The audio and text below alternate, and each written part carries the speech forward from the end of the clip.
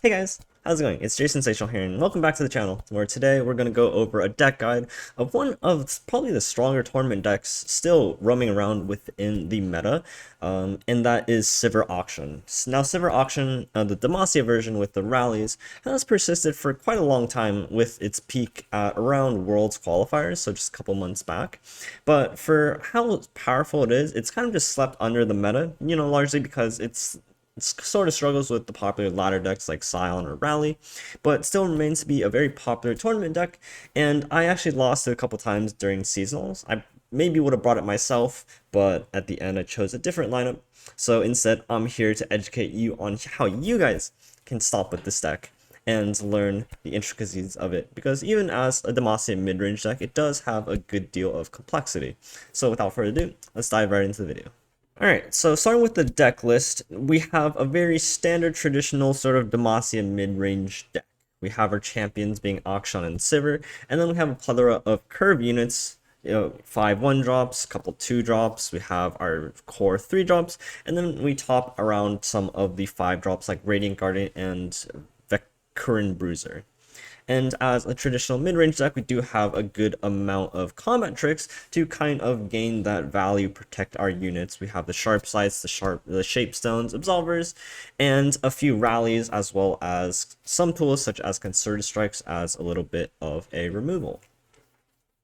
Now, where the deck really shines is its ability to really apply pressure through the quick attackers such as Akshan and Sivir, both being units that are relatively hard to remove, especially with a lot of our spells. In addition, we can pair this with very strong mid-range tools such as Bright Seal Protector, just to stall out defensive turns. We have Merciless Hunter to gain value trades, and of course we have good cards to gain us value and progress towards our win condition, such as the Vagabond as well as the Bruiser. Now let's dive a little bit more into how exactly this deck functions and how it works out to win games. So the strongest part about this deck is not only its ability to gain value trades through strong attackers, we also have leveled up Sivir, which is one of the main conditions that we work towards.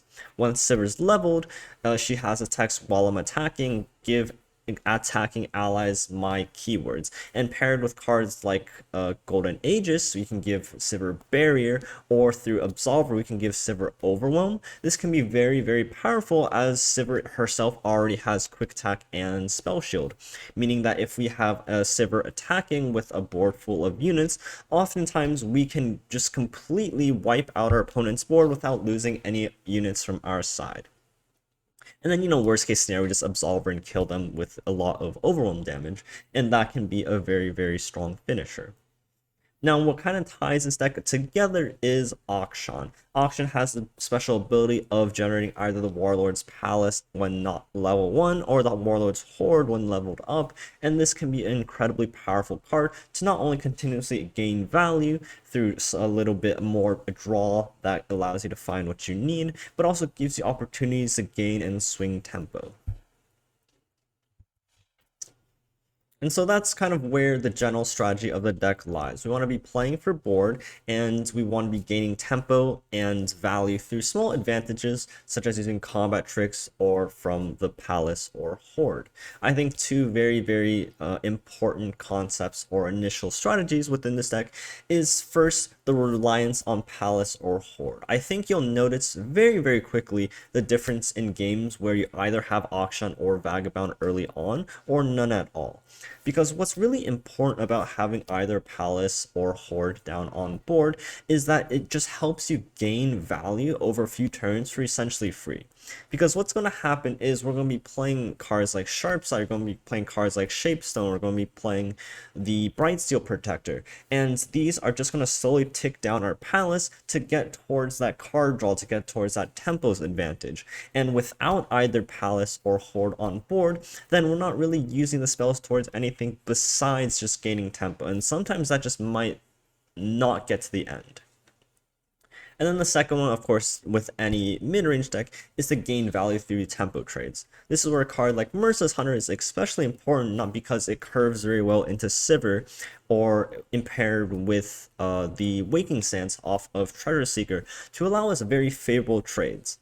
And this is going to help us snowball tempo early on, and we also have cards like Sharp Sight or Shapestone or Absolver to gain those value attacks, trade down the opponent's board, work towards our palace, while maintaining a scary looking board of our own that we can use rallies later on to really just apply a lot of pressure to the opponent. So with the general strategies out of the way, I think a lot of places where some players get confused when first piloting a deck is really understanding when to use the right relic and which power to take. And I'm here to break it down for you guys, give a little bit spiel about how often I pick what kind of relic and what applications they're applicable in. So first we're going to talk about Relic of Power. This is off of Warlord's Palace, the level 1, and you can get this off of either just playing Akshan or the Vagabond. So the three options of Relic of Power are Predict, then draw 1, Summon a Sandstone Charger, and then grant all allies +1/+0. The first one is Relic of Power, Predict, then draw 1. This is probably the most picked option out of the three. I'll probably pick this around 70% of the time. This is just a really good card to help cycle, especially with the Predict. It allows you to find a win condition. Because what's really important about this is once you get this, you know Akshan's leveled. And if you can either predict and draw into Akshan, then you can get the Warlord's Palace, which is an incredibly powerful win condition of its own. Or you can find Sivir, or you can find Rally. The Predict then Draw 1 is just such a powerful tool for your deck and what it does, allowing you to find the win condition, the card that you need, either the Rally or the Absolver or the Sivir, at the crucial moment to allow you to get that next card, to get that top deck and just round off your curve. Next one is Summon a Sandstone Charger. This one's actually really powerful. I probably take this about 30% of the time, maybe a little bit more, maybe like it's 60-40 instead. But what's really good about this card is that it's a burst speed summon unit. And for any of you guys familiar with burst speed summons, they can be very powerful. But not to discount that you're now burst speed summoning a 5/2 charger. This can be very important to apply a lot of pressure to decks that really can't deal with it currently, and paired with cards like Leveled Up Sivir, just summons a 5/2 spell shield that your opponent really can't deal with. It's great as a burst attacker, allows you to go wide than your opponent, allows you to apply a lot of pressure that your opponent might not come back from, or force out favorable trades from you. Now, obviously, you don't want to use this if they just have a board wide of chunk blockers, and that this sort of just trades into like a 2/1, for example. And then lastly, you have the grant all allies +1/+0. I don't think I've ever taken this card, simply because at its best, it is basically the same as a Sandstone Charger, but it just doesn't go wider than you initially are, and I think it's more important to go wide rather than just to go tall on your units. That this is just outclassed by Sandstone Charger completely. Now the next part is the Sentinel's Horde. This is off of the Warlord's Palace, and this is where things get really interesting, and I think a lot more nuanced. Between the three, we have Absolver's Resurrection. This grants all allies vulnerable and creates in hand a zero-cost copy of the strongest ally that's died this game. The second one is Fountain of Power, probably the one you're most familiar with. It's a draw 2, and your cards cost 1 less this round. And then finally, we have Shield of the Sentinels, which is grant your champions everywhere spell shield and +2/+2. Now again, let's talk about Absolver's Resurrection first. Granting all allies vulnerable and creating a zero-cost copy of the strongest ally that's died in your hand. This is actually very underrated, and I think a lot of players at first will discount this option just to draw 2. But I think where this text lies, or the most power in this text lies, is the ability to grant all enemies vulnerable. Now, when we think about when we get this card, at this point we've leveled Akshan, we've ticked down the palace to 0, and at this point we probably have a leveled Sivir on board. And what this does, by granting all enemies vulnerable, we allow very efficient ways to clear out our opponent's board, so now they have a very hard time selecting the correct blocks. We get to choose the blocks, and we get to trade down our opponent's board very efficiently. This opens up the opponent to attacks down the line or to rallies, and it's just a very strong nuisance to the opponent not being able to dictate where they want to block. Secondly, it creates a zero-cost copy of the strongest ally that's died this game. This can be very powerful if you bring back a Sivir that's died the last turn. You bring back a Vatican Bruiser as a 5/5. It's just a lot of free tempo that you get for a very powerful effect, as well as granting the opponents vulnerable. I might take this about 40% of the time. That's a lot of the time. Secondly, we have Fountain of Power. This is a draw 2, and your cards cost 1 less this round. Obviously, probably the strongest of the 3 effects, just on a pure on-paper status. I might take this about 55% of the time. And this comes down to whether or not you need resources, right? Oftentimes, between Absolver's Resurrection or Fountain of Power, if I don't have the cards I need to win the game, I need to draw through my deck. It boils down to pretty simply that. If I don't have my rally, or if I'm looking for the Absolver, I just need to draw through my deck. And I think where this can also really benefit from, even if we don't necessarily need any more cards, this allows us to go in with a discount on our cards to have a really strong combo turn. So maybe in a turn we can cast Absolver, we can cast Rally, and then we can cast Cataclysm, for example. Or we can cast Concerted Strike in there as well as doing everything else we need to. 1 mana discount can really heavily speed up a combo kill turn, because we just have the ability to play a lot more cards during that turn, and our opponent doesn't have the same mana advantage as us, and we can just overwhelm them in that turn. And finally, we have Shield of Sentinels. This is a very niche piece of the Horde, and probably the least picked one, because the other 2 effects are just so much stronger on paper. This extra +2/+2 stats isn't very effective, and Sivir, of course, already has Spell Shield, or if Sivir has Spell Shield, attacking with Sivir already gives your board Spell Shield. So when this is picked, this is a I need Spell Shield to get lethal on this turn kind of card. This will win you certain games against certain hands, especially against decks that have freezes, for example, because they can just burst freeze your champions, and the Spell Shield denies that, or then you use 2 freezes on the same card. But again, very niche, very specific, and only in certain cases where I pick this card over the other 2. Now, with everything out of the way, let's talk a little bit about the matchups, why it's such a strong tournament deck, and maybe why you haven't seen it so much on ladder. Now, I've only shown 4 here, so I'll try to generalize it as much as I can. Of course, as a strong mid-range deck with rallies, your aim is to beat down on some of the slower decks, such as Thralls and Darkness. Other contenders for this involve Lee Sin, as well as Tree combo decks. And you're just able to crush them because you have a Spell Shield Sivir, you have the Overwhelms, you have the Rallies. It's very hard to interact with a Sivir deck just because of Sivir alone. That Spell Shield is super annoying, granting Spell Shield to the whole board is super annoying.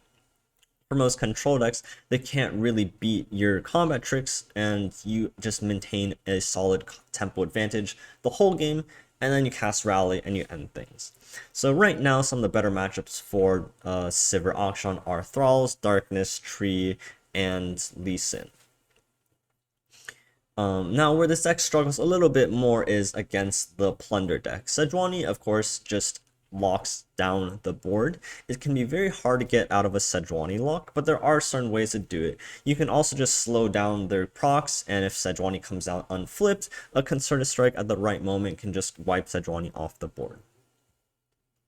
There are also other ways where you first let Sejuani proc, get the freeze, and then you play units. Because we have really cheap ways to summon high attack units, such as Waking Sands, we can then use Waking Sands or a combination of other cards to also then Concerted Sejuani as well. This deck also struggles a little bit into Poppy Rally and some of the faster burn-oriented decks. Against Poppy Rally in particular, just because it's almost identically the same deck, it does very similar things, but the Poppy deck just goes a little bit faster, a little bit wider, and it's pretty easy to fall behind there. It's still a pretty even matchup. But some of the matchups that aren't shown here, I think one of the worst matchups for Sivir is into Draven Scion. The ability to just go wide, the burn from a deck that just doesn't really have healing outside of such conditional ones as Radiant Guardian, as well as the ability to run a card like Survival Skills, which just completely shuts down Sivir, can be very, very powerful. Into a lot of other burn decks, if you don't really draw a 1-drop, it can be very easy to lose an early tempo advantage and take too much damage early on as well. So obviously Sivir will struggle a little bit more into the faster decks, does really good into most mid-range decks, apart from Plunder, and then beats down on some of the slower decks like Thralls and Darkness. And finally, I have 3 games that I want to showcase for you guys. Some very intricate lines with this. You'll see the complicatedness that comes to adding the factors such as the Palace, the Horde, leveling your champions when you want to proc your Horde or Palace to get the card that you want to play, and just the overall strategy of the deck. So I hope you guys enjoyed the games, and I'll catch you guys at the end. Peace out, I'll see you guys later. To be fair, the deny decks have palms as well, so any development really sucks. Like, if he had Sedge there, he's like, at least has a chance. Oh my god. How many of these do I keep? I keep this, don't I? Unless he plays... So I want to have the flexibility in case he plays the 2-2 over the 2-1. If he plays Corsair, I can just play Fleet Feather into Brightsteel, right? So, like, is he willing to trade into my Fleet Feather? I don't think so. And if he does, I'm booling. Yeah, I didn't think so. Because now I can Brightsteel, right? And then trade away this. I delay a turn on the Akshan and this... Oh my god. This hand's slightly awkward now. Calamanis, what's up, man?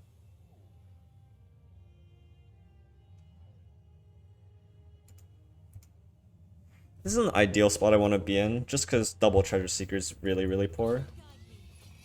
If he Maker Rains now trades, that's completely fine. Yep. Just the rest of the hand's awkward. Like, I would have liked to get Akshan down this turn, but then I wouldn't have been able to kill that. Oh, that's super good draw.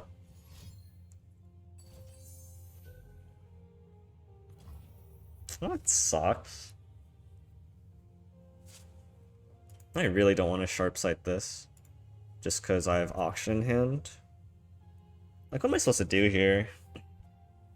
I hate sharp sighting this. But, like, it stops him from, like, playing, like, the 2-2. Like, his curve obviously sucks. If I deny the Plunder here... I don't like this.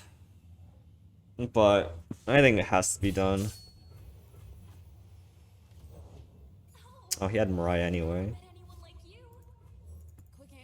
Well, now he's not getting Plunder this turn. Fizz is a good draw. I can't play this in attack, but I need to get this going. Like, if he plays Yordle Grifter here, I just can't attack. Looks like he has other plans.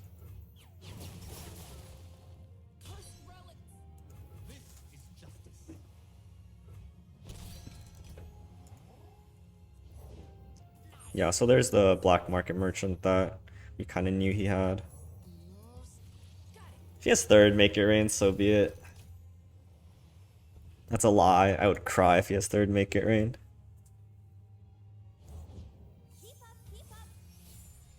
Do I concerted that? Oh. Nice, he's far back enough. Oh, okay, that's insane. Can't stop this though, unfortunately. So I guess I just sharp sight into here.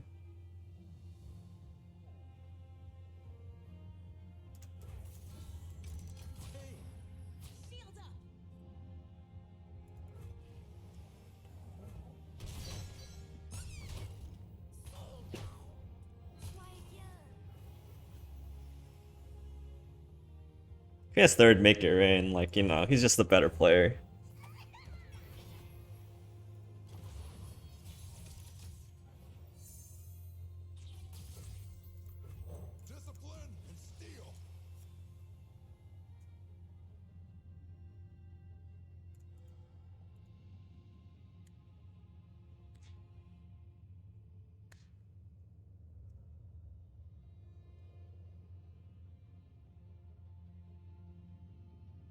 I wouldn't mind if he kills my auction, I can replay it. Like, am I supposed to go aggressive this turn? I don't think so, just because he has this chump blocker set up in the way. Like, I could just go, like, I can only develop one, so there's no real point. I'll just attack if he passes here, keep up Concerted for, like, Gangplank. If he Sages here, I just Concerted kill it.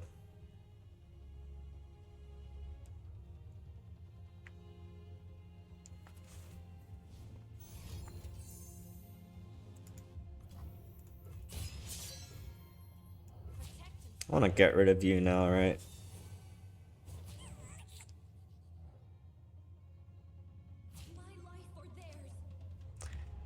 No, if he has a champion. He needs to have Warning Shot plus. He needs to have double warning. He can't play it now, of course. Well, he can't play it now.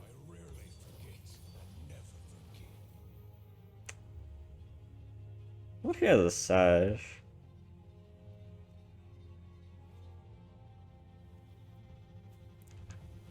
He could proc this at burst, and then I can't kill it. He could also Warning Shot. No, he can't Warning Shot this turn. Because he already procced Plunder once. If he has Sage, I can just like 4 Demacia or something. I feel like this is okay.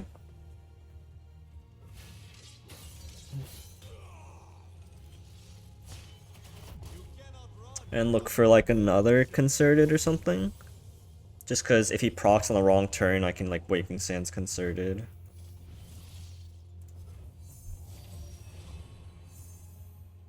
I'm not sure I want any of these. I am drawing 2. Bruiser's good value tool. What am I looking for at this moment? I think I'll take Bruiser just because it's something to do. I have Shapestone Grappling Hook. This is kind of tough. Kind of want to skip just to see if I can hit Concerted. There's a lot better cards I could get than just Bruiser. I am drawing 2 here. Take my chances. I'll take my chances, see what I hit. Okay, not quite. So worst case scenario, he has Sage. Oh, hey, what do you know? Sharp Sight. So he does have the Sage. Wait, the Sage is dead. Sharp Sight, Shaped Grappling? And you'd have to have double Warning Shot? Or like Warning Shot plus Make It Rain? We know he doesn't have Warning Shot or Make It Rain. Oh god, is this like big brain or like small brain? We can also just like 4 Demacia this turn, completely stop it. Am I like gonna like 5-head myself out of this? Like, what does he do? He needs a double Warning Shot? His hand could be a double Warning Shot. Or can it? No, it can't. He would have used it better.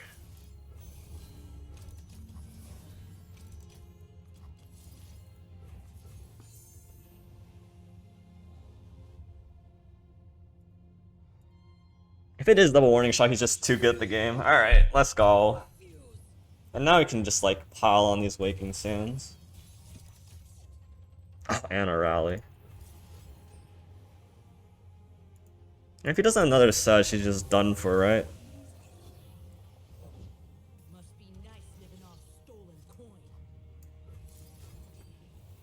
Bring Fizz Lee? Hell yeah. Now the rally, right?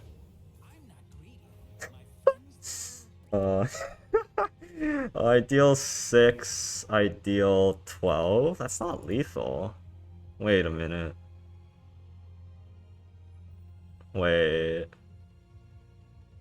I can 4 Demacia Aegis on like a turn after he has Sedge down. It's fine, it's fine. So he blocks, he takes this much damage. I could care less about the keg. Oh wait, if I had known this, then maybe I could have gone away with the rally. No, you wouldn't be that dumb. Okay, this is fine. He's still have 2 health. Look for health on this one, I guess. So this pops. And then we can for Demacia Aegis. But he's not gonna level Sedge. Or he's not gonna get the Sedge proc. It's so bizarre. What if it's Feel the Rush? Oh god, I didn't think about that, huh? Okay, just Sedge. Like, I played this, and he doesn't get through. What's the biggest thing that's died? I think I just draw 2, yeah? So I draw 2, then I can play for Demacia Aegis. And then I just win the game, right? Because he missed out on the warning shot. We know he doesn't have a double warning shot. He has no way to trigger Sedge. And then I can just go wide and rally.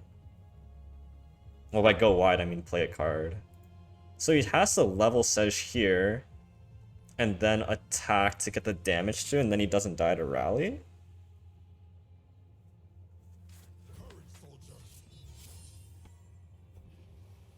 Because right now, he's not proccing his Sedge level. So he has to level on this, which he can't. If he just trades in here, I could care less. Like, this doesn't do anything for him. I think he's realized that as well. Now I just rally on him.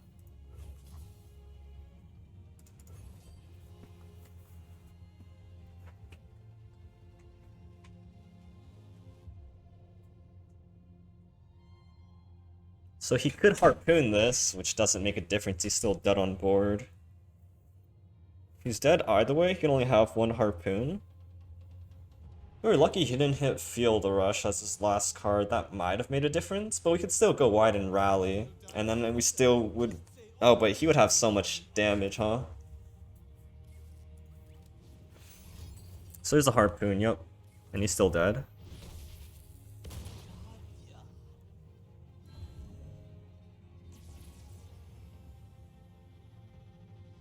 Nice.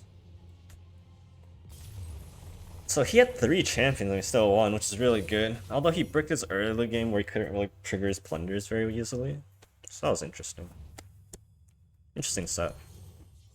No Thralls for 10 turns, let's go. No Thralls for 10 turns.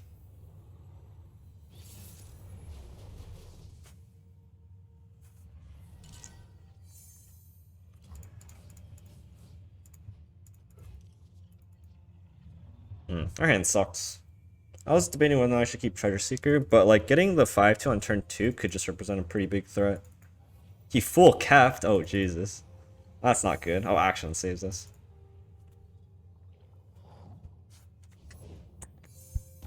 All right, he has Thrall on 1 now. Now he's gaming.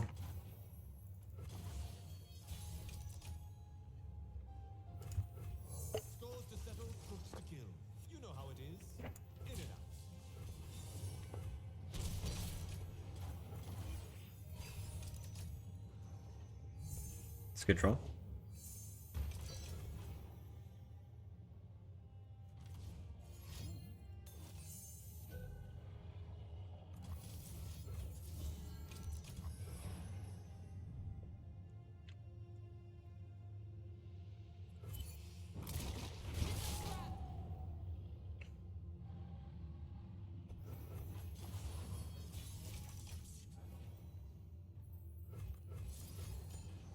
You get Avalanche again, I guess I have to Sharp Sight.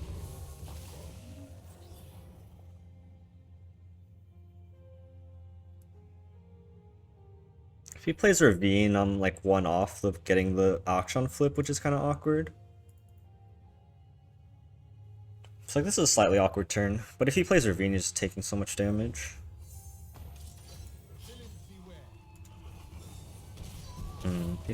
Because he's so lucky this countdown goes down first, right?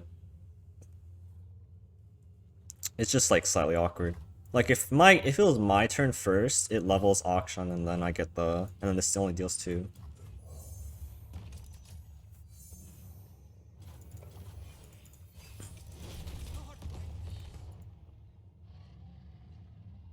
That's playable.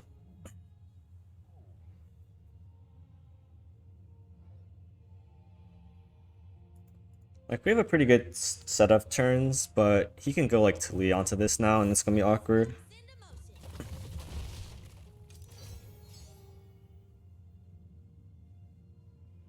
Because now we have to kill him before turn 8, right? Otherwise he just gets clock hand out. And he's gonna have a lot of Thralls.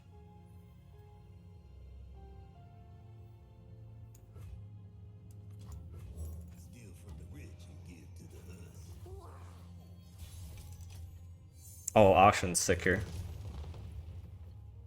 Cataclysm's really sick too. Because all of his freezes cost 4 mana. If he ever taps under 4, which, you know, he only has 6 mana, then this Cataclysm could just really help reset things.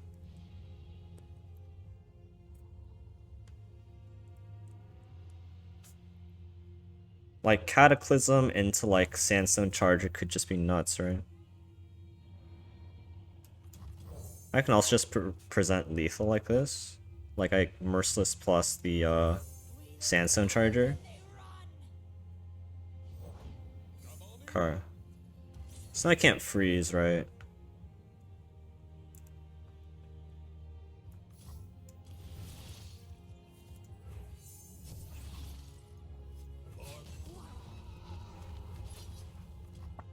I'm 1 turn faster than his clock hand.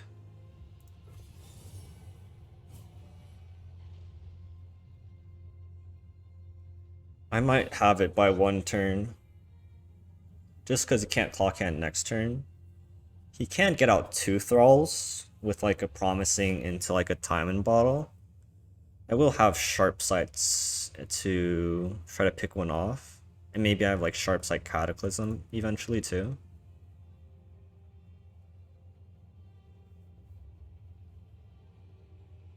Look at them shaking in their boots. Ah!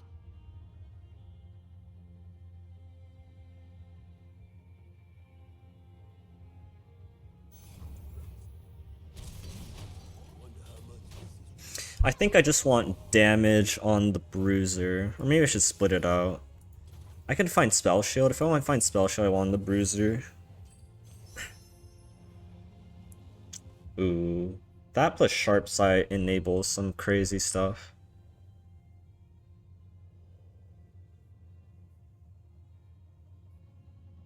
I think it's just a 1/1 because this plus Sharp Sight can be crazy. Because it can trade into Thralls. He's 1 turn off of Clock Hand. If he gets 2 Thralls down here, I can just go wider than him and just close out the game, maybe? We have to be careful about a freeze. That's the only thing we're like realistically scared of here. That's not it.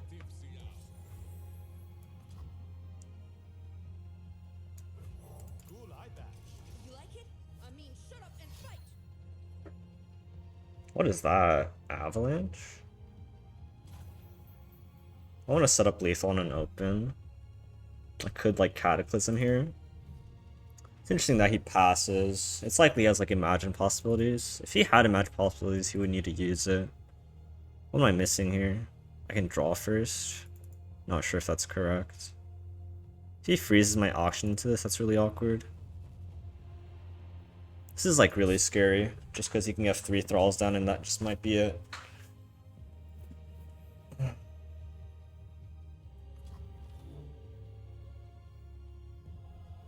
Is he afraid of like what, Concerted? I'm kind of unsure about what to do here. He represented like a spell, right? I don't know what it could be.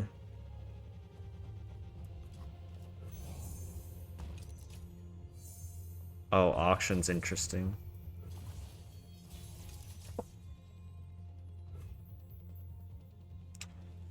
Like, I really think if he had Imagine Possibilities, he had to play it last turn. Like, if he plays Clock Hand here, he's done for. If he had time in a bottle, I think he had to get them out now, right? I just really don't think it's Imagine Possibilities. And it could be like a gamble. But right now, he freezes this, I'm not representing lethal. I think I need to represent lethal, more important than anything.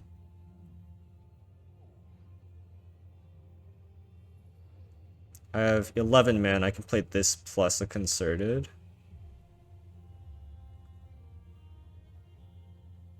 I just really don't know what his hand is.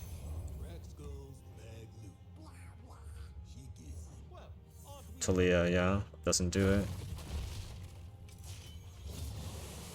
My journey won't end until I'm through weaving it.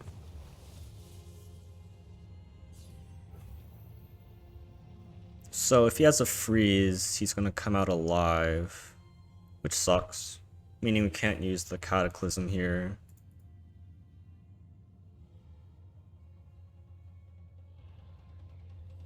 We could Cataclysm.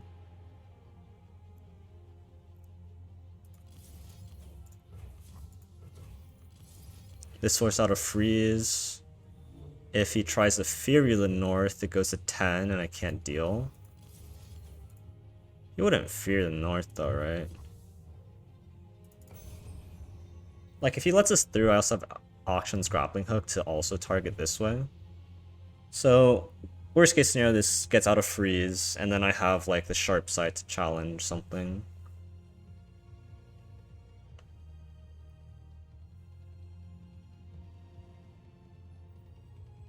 Like this is like a scary equilibrium, right? I expect myself to be dead next turn. He plays Clock Hand, gets down 4 Thralls, and I lose.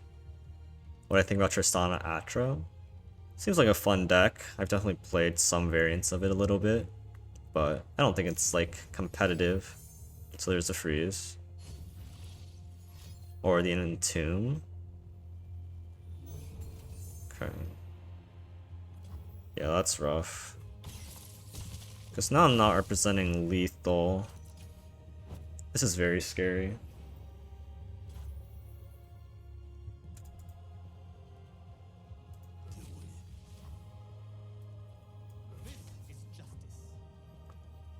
It goes to 3, it goes to 2, it goes to 1.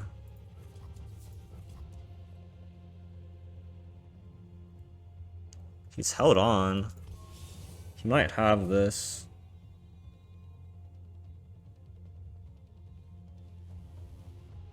I'm just like one card too slow.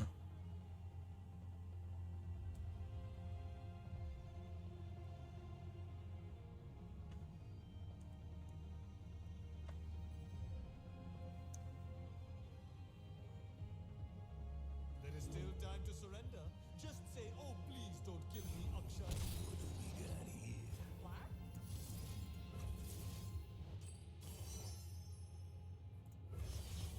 So now I have Sharp Sight, Grappling Hook plus Concerted Strike. He's gonna play Clock Hand, so he's gonna tap out a mana completely.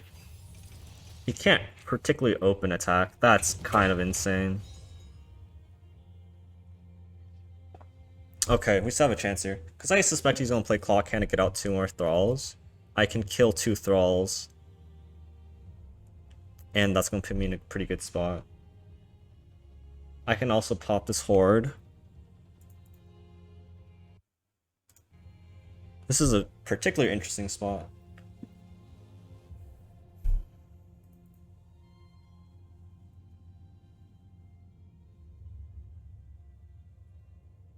I think it's pretty clear he's been setting up Clock Hands, but at this point I think playing Clock Hand is potentially bad for him, which is really bizarre.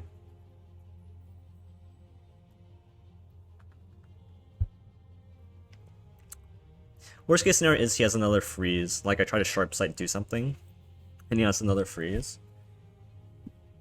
Best case scenario is he plays Clock Hand. If he plays Clock Hand, I'm suddenly not scared of anything.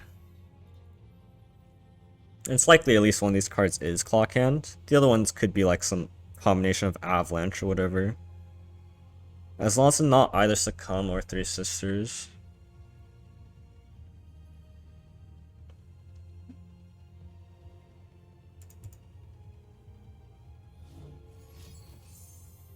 What? What is he looking for?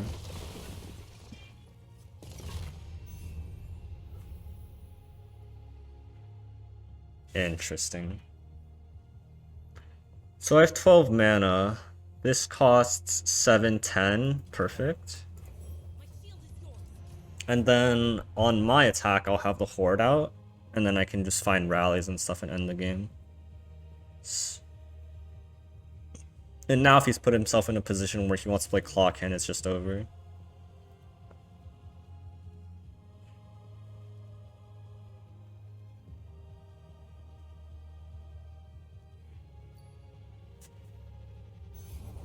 Oh yeah, it's just GG then. Wonder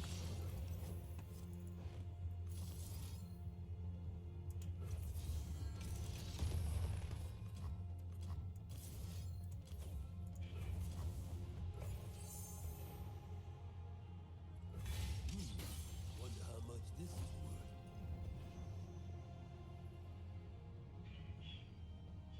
Thralls on 9. Yeah.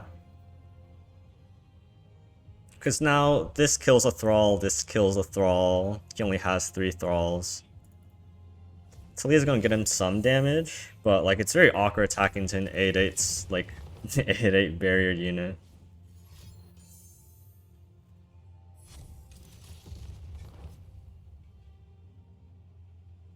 Like, what does he do here? I'm gonna draw cards. I need to find rallies and absolvers. But now I'm just gonna thin out the board using concerted. So I'm gonna draw first so that this is cheaper. I'll concert it with Akshan first so I get the horde. And then I can use the lucky find afterwards. Oh, that's not gonna work out for you. At least I don't think it will. Seems kind of sketchy. I do need to not die, so let's make that prime objective number 1. Whether or not we need Akshan anymore is up to debate.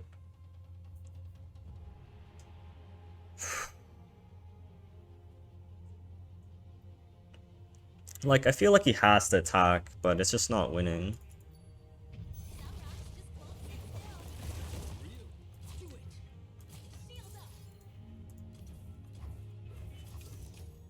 Do I care about Akshan?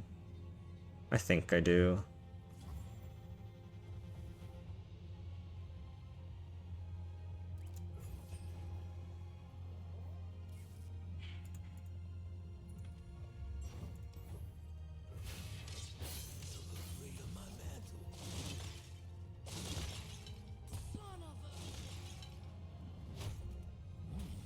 Wonder how much this is worth.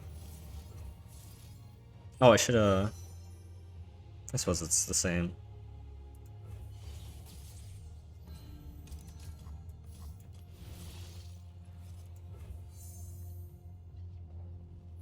I have Sivir, Brightsteel, Rally. That should just be fine. I'm looking for stats here. Spell Shield's fine.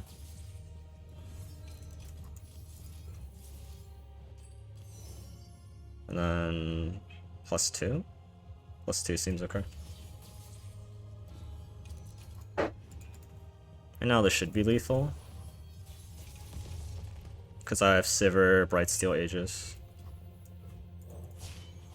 Blood or gold, I always get my share. You've got a problem? This is the longest set I've played so far. We're at 7 minutes, damn. Time is money. So many things with Spell Shield. You're covered.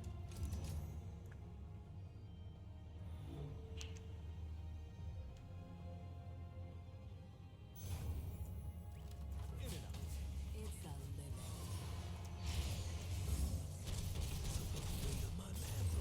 Oh, that was an intense game. Holy crap. One step closer to a world without Jesus. Match deep once per season. Like I'm deep, like lead beats deep. I've played a little bit of other stuff. It just like theoretically it's not sometimes not the best. But when you're getting into theoretics, it's kind of awkward. Just because like if they like get Nautilus down on 7, start spearing things, that can be really rough for like Lurk and Sivir Auction. Just because you're never punching through Nautilus at that point with like Absolver. So I can get like really awkward. Obviously you can like rally and kill them before turn 7 or if they just don't have Nautilus, but... Yo, Tempo with the raid, what's up man? Let's go. Spooky, what's up? Thank you guys so much, man. We're just doing some scrims right now. Hope you had a good stream.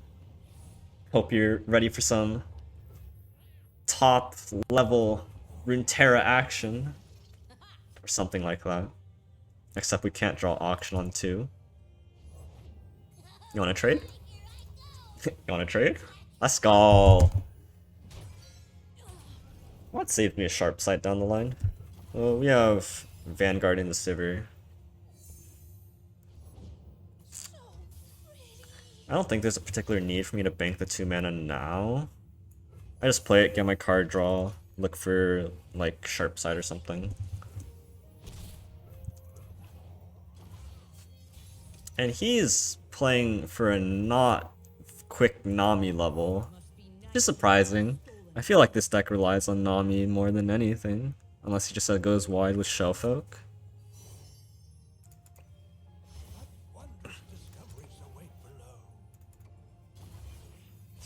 Always ready for top Terra action? Hell yeah, man. Thanks so much for the raid. I want to play Sivir here. That might be a little bit sketch. Like, we can go wide, stop his attack. He doesn't really have an attack. If I play Sivir here, what am I doing next turn? Just playing Bruiser? Like, maybe I need to save my health total here. Like, I go Treasure Seeker Brightsteel. Or just Brightsteel. Bank 2 mana for Sivir eventually. Like, I'm not gonna open attack. Just question whether or not I want to play, like, Sivir into Bruiser. That could be really strong. I tapped out, but I don't think that particularly matters. If I play Sivir now, we can, like, not play Sivir. That's also an option. I do need to get this ticking, so I want to play Bruiser next turn so I can start getting the Palace triggers. Taking like 2 damage, alright. All that glitter is mine. He can't even attack with this. Like, he gives me like free Sivir damage, so this is fine, I guess.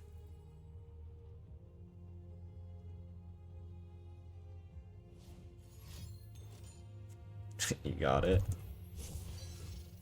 Okay, that's literally like the worst.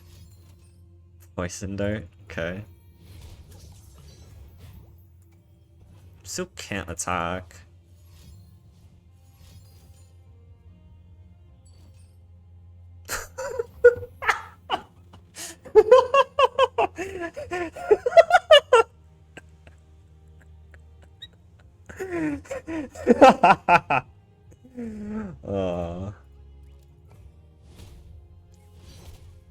You'll pay. Alright, you got it, buddy. Wait, I'm actually gonna lose like a... I'm gonna lose like a Shelly here. That's hilarious. If he has Shelly, he might just win. That's really funny. Do my thing. Oh, that's so funny. Okay, oh, thank God. Oh God. What a hoot. By trading, like, Pokey Sticks this, I'm kinda sad. Losing progress on Sivir, I don't know if that's the biggest deal. Him trading here is pretty good for me. I suspect he doesn't have...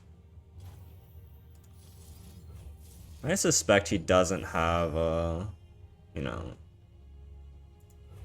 either Shelly or Nami based off how he's playing. Like, he can't even level Nami next turn. I mean, he could with, like, an Intune, but it's not very likely. And I'm getting close to the point where I can kind of convert. He doesn't have elusives either, just kind of slowing down his game plan. Sure.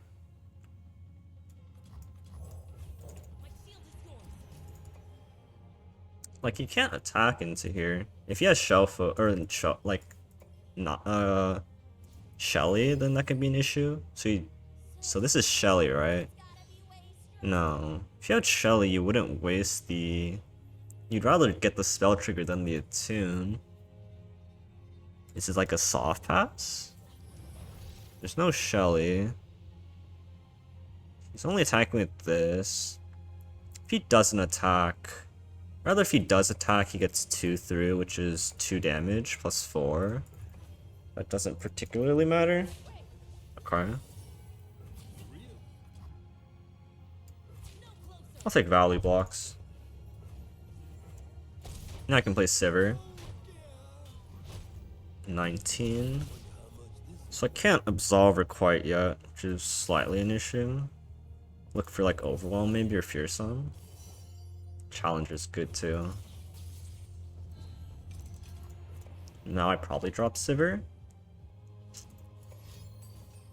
Double trouble.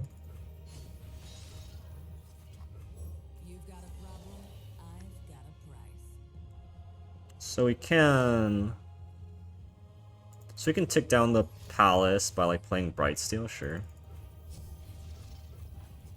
So like I can Brightsteel into something. Oh wow.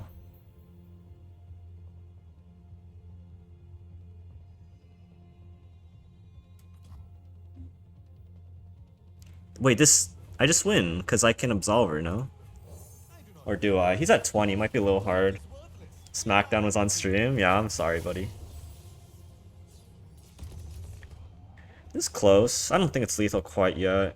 You can't really develop into this too much. I can develop over that, that's kind of fine. I'm looking for probably like Concerted or Sharp Sight. I can even play Radiant at this point. I probably don't need to play Absolver. We'll see. I'm looking for Concerted or for Rally. I get a Rally twice with this. That's insane, no? What was theirs is now ours. This doesn't trade into anything. We'll just do this, and then can think about rallying. Because like if we just hit Overwhelm here on the rally, we just win, no? We can also rally next turn with an Absolver, just like... I think going for this is fine. We then look for Overwhelm. Hold on, this levels. So this does... I need 11, so this levels, and then I can swing with this. Sick.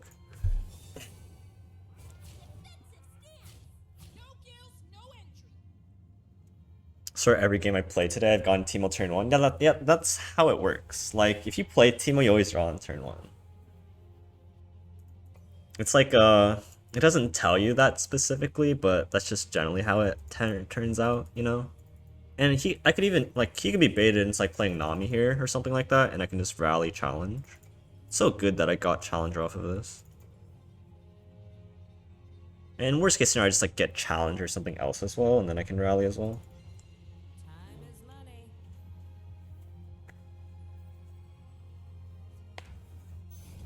Alright. Blade, sand, and treasure. I can also hit Fearsome and I win the game on the spot. Never mind, he has 2 Fearsome blockers. So it's Overwhelm wins me the game on the spot.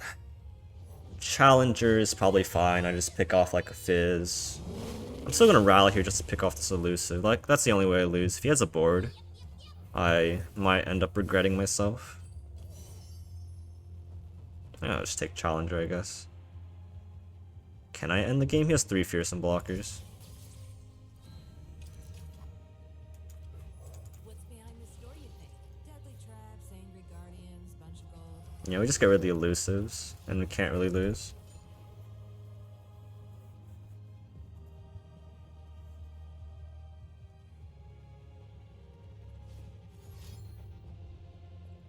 Kimmy, what's up, man? I'll fit you in there, hopefully.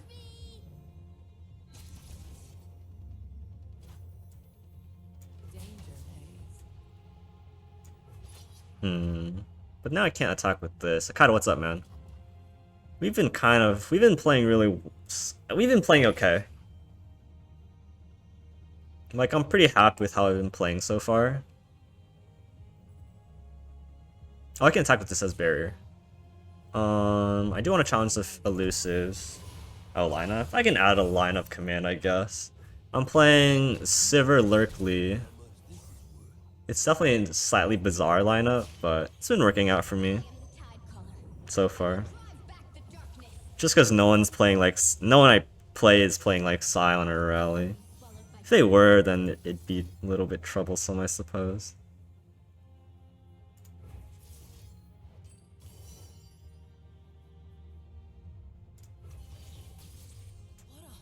Yeah, so he's out of spells, right?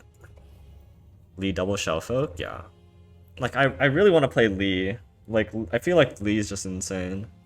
And then everything else is just everything else. Ride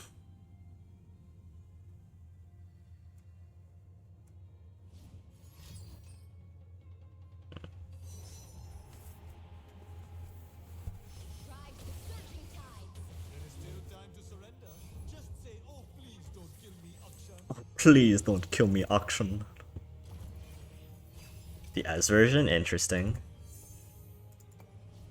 That's my preferred version, but I feel like it's only like really good into the aggro decks. Like, what does he do here? His board sucks. Oh, Mind Note off the top? Let's go. I mean, I have a 5 white board, I can just block.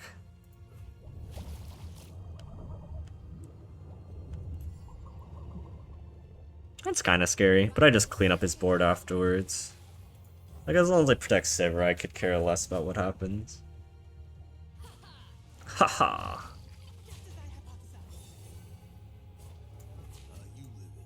Here's your cut. And I just gotta play Radiant, right?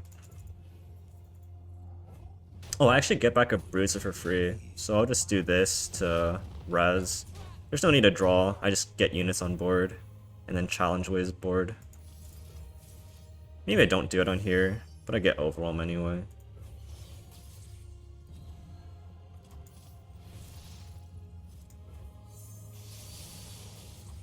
Fuck, I'm so bad. Sivir, oh yeah, Sivir died. Oh, that was stupid of me.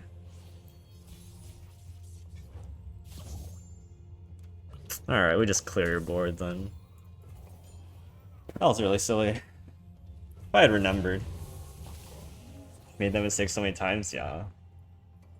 Like, Sivir shouldn't be dying in this matchup. But he pokey-sticked into dart group shot on me, and I was like, alright, you got me there. This is just lethal. I want to kill this, I kill these. I have like buffs if it's not lethal.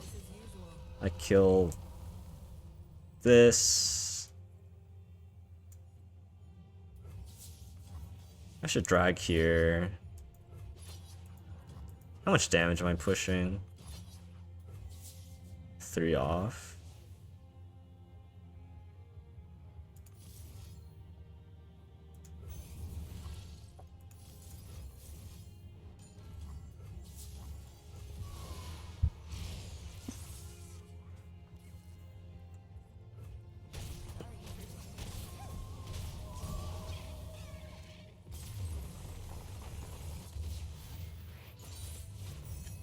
So that concludes the games as well as the deck guide for Akshan Sivir. Again, I think it's a very, very strong mid-range deck that I think will continue to stay in its position for quite a bit of time. Who knows? We'll see with the new cards. But with that does wrap up the video. If you guys liked the video, please leave a like and a subscribe to the channel. It really helps me out. If you made it all the way to the end, let's comment, I don't know, Sivir and Akshan sitting in a tree together. Just to show me if you made it to the end. But thank you guys so much for watching. I'll catch you guys with the next video, hopefully sooner or later. But without further ado, I'll leave it to it, and hope you guys have a good night or day, wherever it is for you guys. So peace out.